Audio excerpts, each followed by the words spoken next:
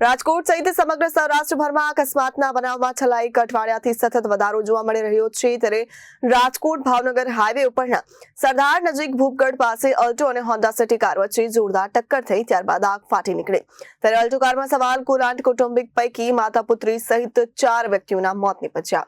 રાજકોટ સહિત સમગ્ર સૌરાષ્ટ્રભરમાં અકસ્માતના બનાવમાં છેલ્લા એક અઠવાડિયાથી સતત વધારો જોવા મળી રહ્યો છે। ત્યારે રાજકોટ ભાવનગર હાઈવે ઉપર સરાધાર નજીક ભૂપગઢ પાસે આલ્ટો અને હોન્ડા સિટી કાર વચ્ચે જોરદાર ટક્કર થયા બાદ આગ ફાટી।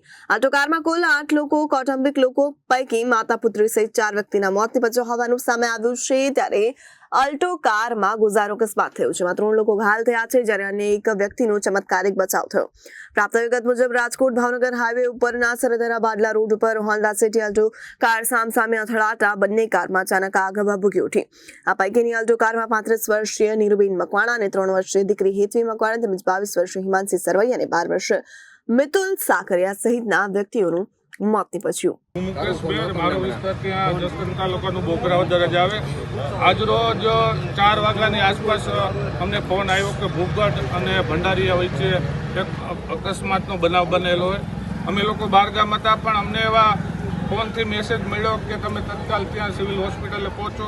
ત્યાં અમારા સમાજના જ 4 જણા એક્સપાયર થઈ ગયા અને બીજા 4 જણાને અત્યારે હાલ દાખલ કરાયા। આજીડેમ પોલીસ સ્ટેશન વિસ્તારમાં સરદાર પાસે અલ્ટો અને હોન્ડા સિટી આ બે ગાડી વચ્ચે અકસ્માત થતા કોઈ કારણસર આગ લાગવાના કારણે અને અકસ્માતના કારણે અલ્ટોમાં 8 વ્યક્તિઓ કુલ સવાર હતા। એમાંથી 3 વ્યક્તિ ઈજાગ્રસ્ત થયેલ છે, એક વ્યક્તિ છે જેને કોઈ ઈજા થયેલ નથી અને બાકીના 3 વ્યક્તિનું મૃત્યુ થયાનું પ્રાથમિક દ્રષ્ટિએ જણાઈ આવેલું છે અને ચોથા વ્યક્તિ બાબતે હજુ સુધી કોઈ ચોક્કસ માહિતી મળેલ નથી। Bureau report Janadesh news.